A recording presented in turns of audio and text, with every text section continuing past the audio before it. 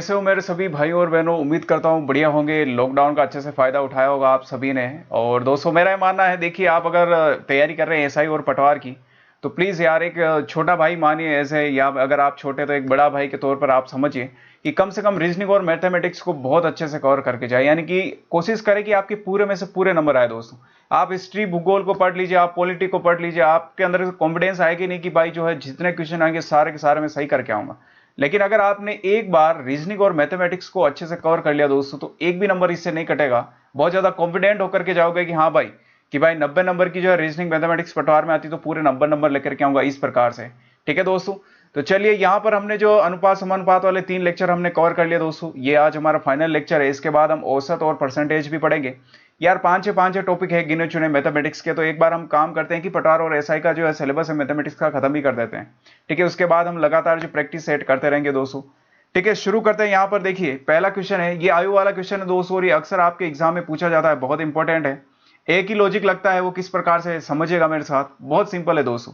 ये बोल रहा है कि 4 वर्ष पूर्व ए व बी की आय का अनुपात है ना, आयु का। तो देखिए 4 वर्ष पूर्व की बात कर रहा है, इसका मतलब एक तो ये रहा आपका, समझिएगा मेरी बात को, ये ए रहा और ये बी रहा।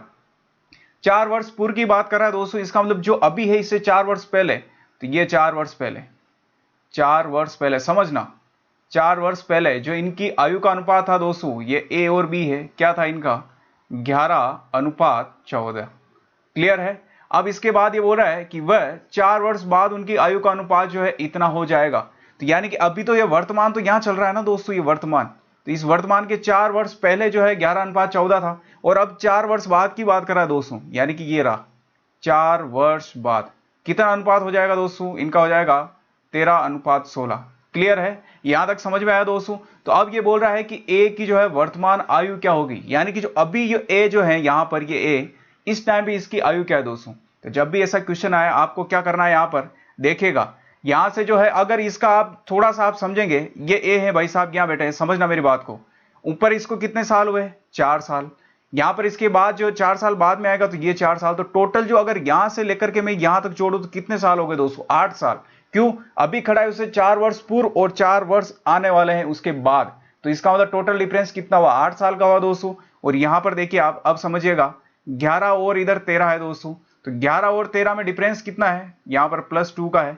इधर 14 और 16 में डिफरेंस देखेंगे कितना है, +2 का, यानी 2 का डिफरेंस है।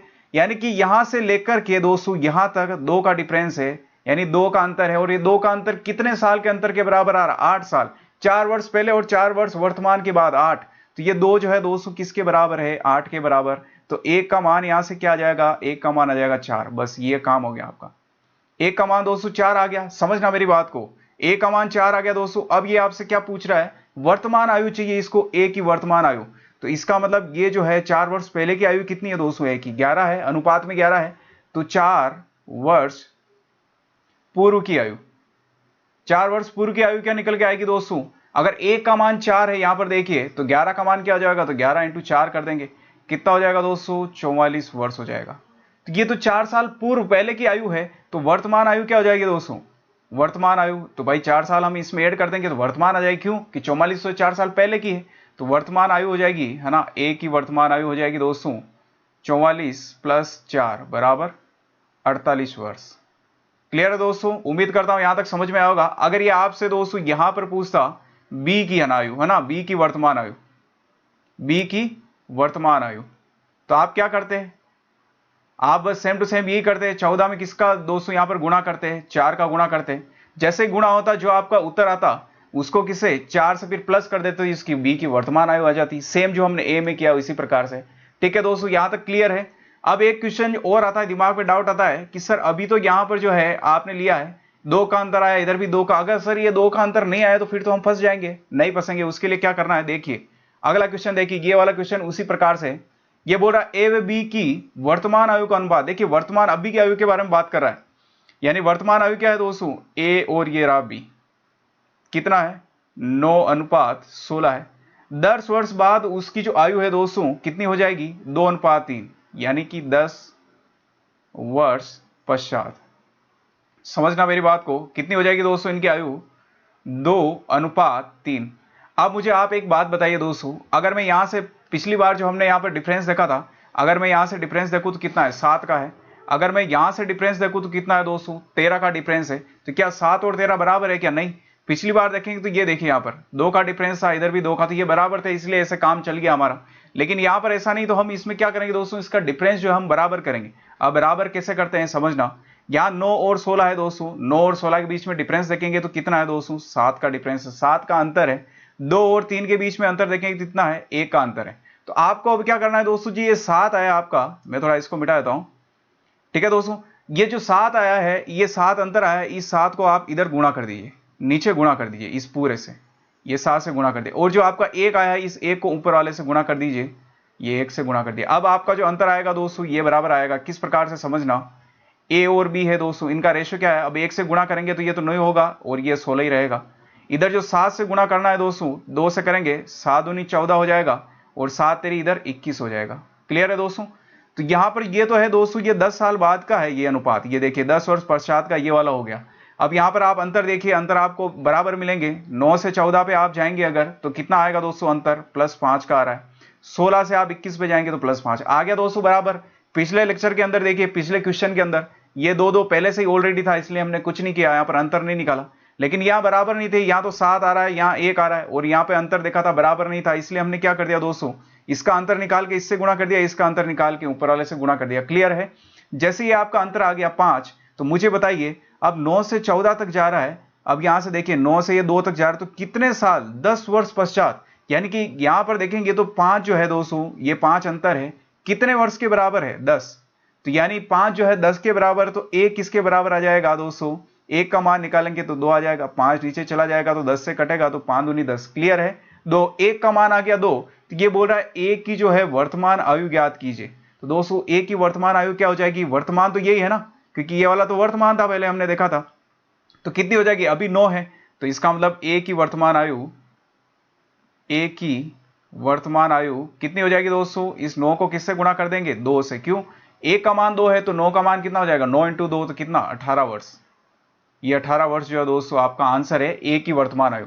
अगर ये पूछ लेता आपसे यहां पर बी की वर्तमान आयु, तो बी की वर्तमान आयु के लिए आप क्या करते दोस्तों, ये जो आपका 16 है, ये वाला 16, इस 16 को आप किससे गुणा करते दोस्तों, ये 2 से गुणा कर देते, तो 32 उसकी बी की आयु आ जाती। क्लियर है दोस्तों यहां तक। तो ये इससे ज्यादा कुछ भी नहीं आएगा। अगर आयु के क्वेश्चन आए तो इससे रिलेटेड आएंगे, तो ये आप समझ लेना। जब आपको बराबर यहाँ डिफरेंस बराबर दे रखा है, तो आपको कुछ नहीं करना, मैंने बताया वैसे करना है। वो डिफरेंस बराबर नहीं है, तो लाने के लिए क्या करेंगे, ऊपर वाले से अंतर निकाल लेना, नीचे वाले से अंतर निकाल लेना। ऊपर वाले का अंतर जो है नीचे वाले से, देखिए 7 हमने गुणा कर दिया, नीचे वाले का 1 अंतर था, हमने इससे गुणा कर दिया। और अब जो ये फाइनल हमारा जो ये रेशियो आया था, अनुपात आया था, इसमें अंतर देखिए 5 5 ही आएगा लगातार। हर बार जब भी आप ऐसे क्वेश्चन करेंगे, इस मेथड से करेंगे तो बराबर ही अंतर आएगा इस प्रकार से। और यहां पर बराबर आया, ये 5 आया दोस्तों, 5 किसके बराबर है, 10 वर्ष। क्यों, कि यहां से जो हम नीचे की ओर आ रहे हैं तो 10 वर्ष लग रहे हैं, और ये अंतर जो है 5, इसका मतलब 5 10 के बराबर है, तो 1 किसके बराबर, 2 के बराबर। तो यहाँ 9 है दोस्तों, तो 9 किसके बराबर, 9 दूनी 18 हो गया। क्लियर है। चले आगे। तो यहां पर समझिए हमारा अगला क्वेश्चन है, देखिए बहुत सरल क्वेश्चन है। क्या बोल रहा है, आपके सामने कोई 3 कक्षाएं, अलग अलग एक्स वाई जेड एबीसी, आप कुछ भी मान सकते हैं दोस्तों। तो हमने जो है एबीसी माना, क्योंकि इतनी देर से हम एबीसी मान रहे हैं, एबीसी मानेंगे दोस्तों, ठीक है। तो इनका अनुपात दे रखा है कि भाई पहले जो इस कक्षा में 2 थे, बी में जो है 5 है, सी में जो है 3 थे। क्लियर है दोस्तों। अभी बोल रहा है कि भाई साहब जो है सभी के अंदर 60-60 छात्र जो है हमने और जोड़ दिए। 60 जो है ए के अंदर भी जोड़ा, बी के अंदर भी 60 जोड़ दिए, सी के अंदर भी 60 जोड़ दिए। तो नया जो अनुपात बना है दोस्तों, ये अनुपात बना है 4 7 और 5। क्लियर है दोस्तों, ये अनुपात बना है। तो ये बोल रहा है कि भाई शुरुआत में कुल कितने छात्र थे। तो शुरुआत में अगर छात्र की बात करें, तो छात्र तो दोस्तों अनुपात तो ये था, इसका मतलब इन सभी को जोड़ेंगे हम, तो 5 और 3 कितने हो जाएंगे, यहां पर 8 और 2 10। तो शुरुआत में जो रेशो था टोटल 10 था दोस्तों। और ये क्या बोल रहा है, सभी के साथ जो है कितना जोड़ना है, 60-60 जोड़ना है। यानी कि ए के अंदर भी 60 जोड़ेंगे तो यहां पर 4 आएगा, बी के अंदर भी 60, सी के अंदर भी 60 जोड़ना है। तो मुझे बताया, यहां पर देखिए अंतर देखिए, 2 से 4 यानी कि +2 हो रहा है, इसमें अंतर भी देखेंगे +2 हो रहा है, 3 से 5 में अंतर भी +2। तो दोस्तों जब भी बड़ा है संख्या, अनुपात, एक अनुपात जो पहले था उससे नया अनुपात निकल के आया, अंतर कितना है, 2 का है। तो ये किससे आया, 2, हर बार 60 जोड़ने पे, तो इसका मतलब ये 2 जो है किसके बराबर है, 60 के बराबर। क्लियर है। तो ए का मान कितना आया दोस्तों, ये 30। बस ए का मान आ गया, इसका मतलब हमारा काम हो गया दोस्तों। ए का मान 30 आ गया। तो बोल रहा शुरुआत में कुल कितने छात्र थे, तो यहां पर लिखेंगे हम शुरुआत में छात्रों की संख्या, शुरुआत में छात्रों की संख्या। अब कितनी संख्या है आप खुद सोचिए यहां पर, शुरुआत में देखिए 2 और 5 7, 7 और 3 कितने 10, तो शुरुआत में कितने छात्र थे 10, एक का मान अगर 30 है तो दोस्तों 10 का मान कितना हो जाएगा इंटू 30 हो जाएगा, तो टोटल ये हो जाएगा 300। और आप खुद सोचिए, अब यहां पर इसके बाद 60 जोड़े तो कितने हो जाएंगे दोस्तों, 480 हो जाएंगे। क्यों, एक क्लास के अंदर 60 जोड़ रहा है, 60 इसके अंदर भी जोड़ा, 60 इसमें 60, तो टोटल कितने हो गए 180 हो गए। तो 300 में 180 रखेंगे तो 480 हो जाएगा दोस्तों। वैसे ही भी आप इससे कर सकते हैं, है ना। कैसे करेंगे देखिए, अगर आप चाहें तो इससे भी कर सकते हैं कि भाई 60 विद्यार्थी प्रत्येक में जोड़ने पर छात्रों की संख्या आप कैसे निकालेंगे, समझना मेरी बात को। 7 5 12 और 4 14, यानी कि टोटल जो है जब हमने जोड़ दिए 60 तो ये अनुपात आया था, तो टोटल ये कितने हो गए 214 हो गए। तो यानी कितने 14, 7 5 12 और 4 16 हो गए, सॉरी, है ना। तो ये 16 है। अब 16 को किससे गुणा करना है 30 से, क्योंकि एक का मान 30 है तो 16 का मान इंटू 30, तो 16 तेरी 48 हो गया और ये 0 1 बचा हुआ है। देखिए 480 आपके जो छात्रों की संख्या, ये आंसर आ गया। क्लियर है। तो ये पूछता आपसे कि भाई 60 जो है प्रत्येक में जोड़ने के बाद जो है कुल छात्रों की संख्या पूछता, तो ये होती। अभी हमसे शुरुआत वाली पूछी, यानी ये वाली, तो ये वाली दोस्तों ये वाली है, तो फाइनल आंसर आपका जो हो जाएगा ये होगा 316। क्लियर है दोस्तों। आगे चले। अब देखिए यहाँ पर 3 संख्या दे रखी, उसका योग दे रखा है हमें कि भाई योग जो इतना है, तो आप कोई भी 3 संख्या मान सकते हैं, x plus Y plus Z, इनका योग कितना है दोस्तों 116 है। तो बोला दूसरी और तीसरी संख्या का अनुपात, देखिए दूसरी और तीसरी, दूसरी है और तीसरी है, यानी कि y अनुपात z क्या दे रखा है आपको, ये दे रखा है 9:16। क्लियर है। इसके बाद दे रखा है पहली और तीसरी संख्या का अनुपात, पहली संख्या आपकी ये है और तीसरी संख्या है, यानी कि x अनुपात z कितना है दोस्तों 1:4 है। तो ये बोल रहा है कि भाई दूसरी संख्या क्या होगी, यानी ये y के बारे में पूछ रहा है कि भाई ये दूसरी संख्या का मान क्या होगा। तो इसके अंदर मैंने आपको शुरुआती लेक्चर के अंदर बताया था दोस्तों, यहां पर भी z है यहां z है, तो इसका मान बराबर होना चाहिए, लेकिन यहां तो 16 है यहां पर 4 है, अलग अलग मान है। तो बराबर करने के लिए हम क्या कर सकते हैं कि भाई इस वाली जो इक्वेशन है इसको हम 4 से गुणा कर सकते हैं। जैसे ही आप 4 से गुणा करेंगे दोस्तों तो नई इक्वेशन बनेगी, 4 का गुणा 1 से होगा, तो 4 ये अनुपात है 4 चौक 16। तो यहां देखिए 16 यहां पे आ गए 16 यहां, तो यानी कि जेड का मान 16 फिक्स हो गया। ठीक है। जब भी आपके पास इस प्रकार से दो इक्वेशन आए दोस्तों और यहां में एक चीज कोई भी कॉमन मिलेगी, तो देखिए जेड और जेड कॉमन है, इनका मान अलग है, तो आप कैसे भी गुणा करके इनका मान जो है एक जैसा कर दीजिए दोस्तों। क्लियर है। अब चले आगे। अब ये बोल रहा है कि इन यहां पर इसको दूसरी संख्या का मान चाहिए दोस्तों, तो हमारे पास देखिए समझना मेरी बात, एक्स वाई, और अगर जेड की बात करूं एक्स है, यहां पर आपका एक्स का मान 4 आ गया, यहां पर y की अगर बात करें दोस्तों ये y है, तो y का मान कितना है 9, तो ये 9 हो गया, और z का मान अभी देखा हमने 16 हमने यहां पर निकाला है, तो ये 16। अब तीनों का जो योग है दोस्तों, योग कितना है 116 है। समझना मेरी बात को, इसका मतलब क्या है, इन तीनों को जोड़ेंगे हम तो तीनों को 16 और 9 कितने होते हैं 35, और 16 और 9 25, और 4 कितने हैं 29, तो 29 किसके बराबर है दोस्तों यहां पर 116। तो एक का मान कितना आ जाएगा 116/29, यानी कि लगभग 4 के बराबर। तो एक किसके बराबर हो गया 4 के बराबर। तो ये बोल रहा है दोस्तों यहां पर कि दूसरी संख्या क्या होगी, तो दूसरी संख्या दोस्तों y कितनी है 9, तो 9 को हम किससे गुणा कर देंगे दोस्तों, यहां पर इस 9 को हम गुणा कर देंगे इस 4 से, क्योंकि एक का मान 4 आया, तो 9 का मान कितना 9 × 4 तो कितना 9 चौक 36। तो दूसरी संख्या जो है आपके पास ये y बराबर ये कितनी आ जाएगी 36। क्लियर है दोस्तों। उम्मीद करता हूं कि आपको समझ में आ गया यार, बहुत सरल क्वेश्चन है, ज्यादा कुछ भी नहीं था इसके अंदर। ये बोल रहा है देखिए दो संख्याओं का अनुपात जो है इतना है, कोई भी दो संख्या मान लीजिए आप a और b मान लीजिए, इनका अनुपात है 4:5 है, और इनका लघुत्तम समापवर्तक जो है दोस्तों 180।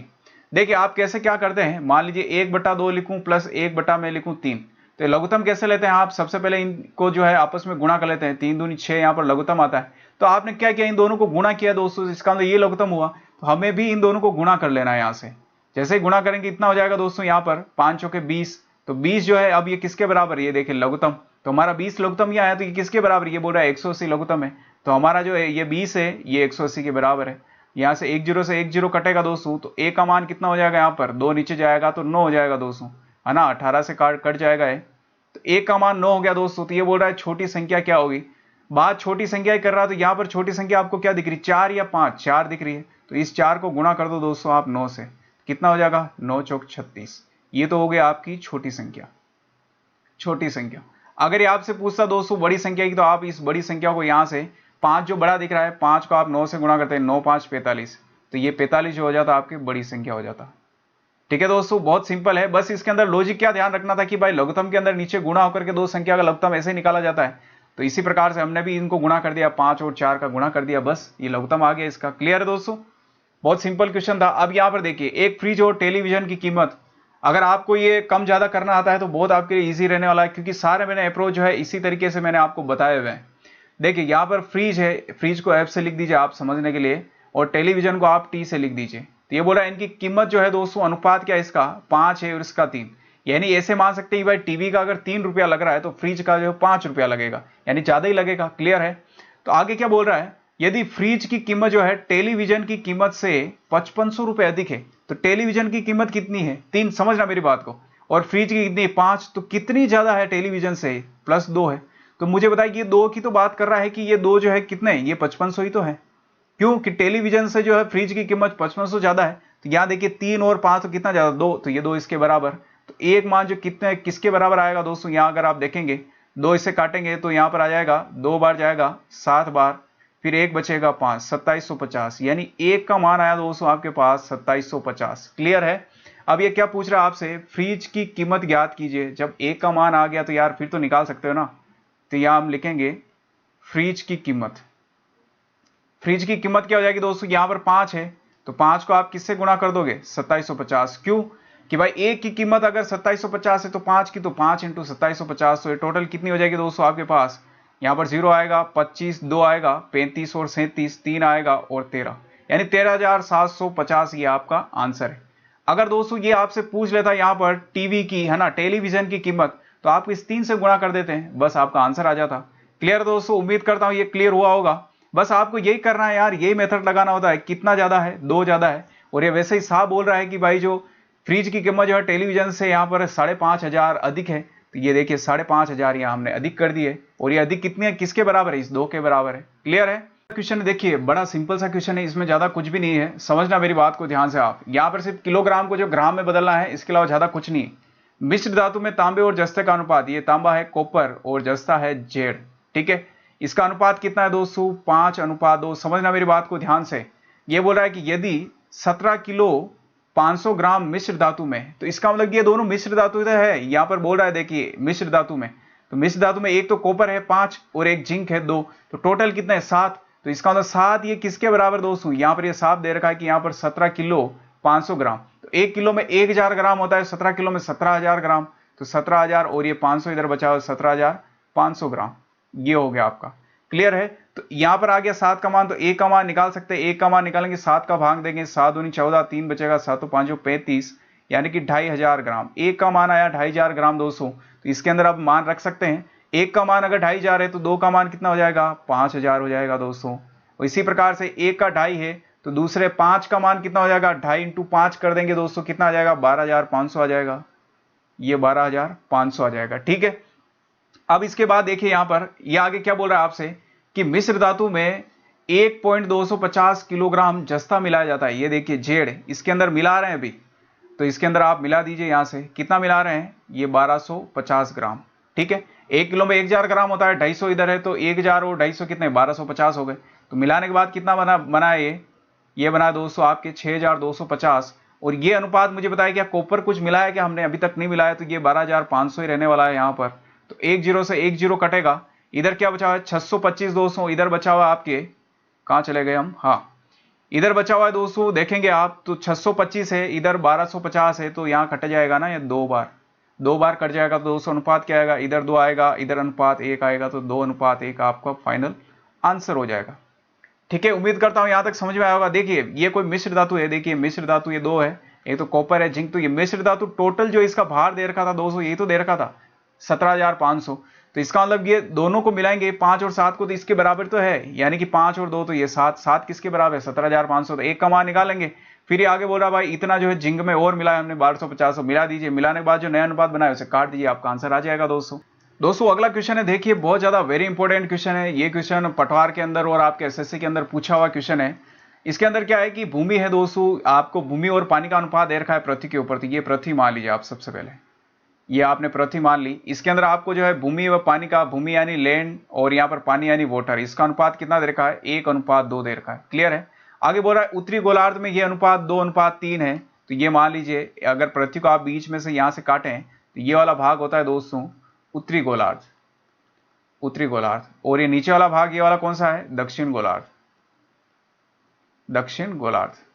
तो ये क्या बोल रहा है हमसे कि उत्तरी गोलार्ध में ये अनुपात जो है दोस्तों 2:3 है, 2:3। तो ये बोल रहा है भाई साहब दक्षिण गोलार्ध में अनुपात क्या होगा, ये हमें ज्ञात करना है। समझिएगा मेरी बात को, अगर भूमि आपके 1 बीघा है दोस्तों तो पानी जो आपके 2 बीघा के ऊपर है, इस प्रकार से इसने दे रखा है। आप क्या कीजिए इसमें 100 का गुणा कर दीजिए। अगर मैं 100 का गुणा करूं, 100 का गुणा इधर किया 1 में तो 100 आएंगे, 100 का गुणा इसमें किया तो 200, टोटल ओवरऑल कितने हो गए, 300 हो गए दोस्तों। तो यानी कि 200 बीघा पे जो है आपका पानी है, 100 बीघा पे आपकी जमीन है। क्लियर है, बहुत ही देसी भाषा में समझ रहे हैं। अगर आप देखें उत्तरी गोलार्ध की अगर मैं बात करूं दोस्तों तो आधा होगा, नहीं होगा, 300 बीघा टोटल है तो आधी पृथ्वी के अंदर ऊपर लाना है यहां पर तो 150, आधा इधर हो जाएगा, और दक्षिण गोलार्ध में 150 यहां बच जाएगा। क्लियर है। अब यहां पर देखिए इसका अनुपात जो है 3:2 है ऊपर, तो ये 3:2 अगर उत्तरी गोलार्ध की बात करें हम, उत्तरी गोलार्ध, तो उत्तरी गोलार्ध में कितना है दोस्तों 2:3 है। तो इसका मतलब क्या है, इसको जोड़ लीजिए आप, ये जोड़ने के बराबर किसके आ जाएगा, इस 150 के बराबर। क्यों कि ये पूरा जो एरिया है दोस्तों, ये वाला आपका जो एरिया है, इस एरिया का जो यहाँ पर मान है कितना है 150 ही तो है, और 150 यानी कि 3 + 2 ये इनका अनुपात है। तो 3 और 2 को जोड़ेंगे 5, तो 5 किसके बराबर है 150 के। तो एक का मान अगर आप निकालेंगे तो एक का मान कितना आ जाएगा दोस्तों, यहाँ पर एक का मान आ जाएगा आपका 30। क्लियर है। एक का मान अगर आपके पास 30 आ गया दोस्तों, तो अब ये जो बोल रहा है कर दीजिए आप। तो एक का मान जैसे ही 30 आया तो 2 का मान कितना हो जाएगा दोस्तों, यहाँ पर इसका अनुपात अब निकाल रहे हैं असली में। तो एक का मान 30, 2 का मान हो जाएगा यहाँ पर 60। इसी प्रकार 3 का मान, एक का मान 30 है, 3 का मान यहाँ पर 3 से गुणा कर दीजिए, 90 हो गया। क्लियर है। अब सुनना मेरी बात को ध्यान से, 100 था दोस्तों, 100 बीघा में से समझना 100 बीघा यहाँ पर जो आपकी भूमि है, लैंड है, इसमें से 60 बीघा तो ऊपर चली गई, तो नीचे मुझे बताया 40 बीघा ही तो बची है, 40 बीघा बची। क्लियर है। 200 बीघा आपके यहाँ पर पानी था दोस्तों, ठीक है, तो 90 बीघा जो उत्तरी गोलार्ध में चला गया यहाँ पर, तो ये बचा हुआ कितना है 110 बचा हुआ है दोस्तों। क्लियर है। अब आपका जो अनुपात आया है दक्षिण गोलार्ध की अगर बात करें हम, दक्षिण गोलार्ध, तो दक्षिण गोलार्ध में दोस्तों आपका अनुपात क्या है यहाँ पर 40:110। तो 10 से 10 कट जाएगा तो फाइनल क्या हो जाएगा 4:11। ये आपका फाइनल आंसर है।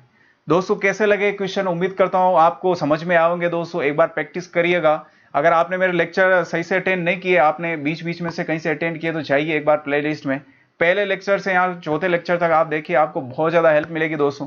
और मुझे नहीं लगता कि फिर आप कहीं पे भी इसमें अटकोगे दोस्तों। ठीक है, इसी के साथ हम नए वीडियो में मिलेंगे। जय हिंद, जय भारत।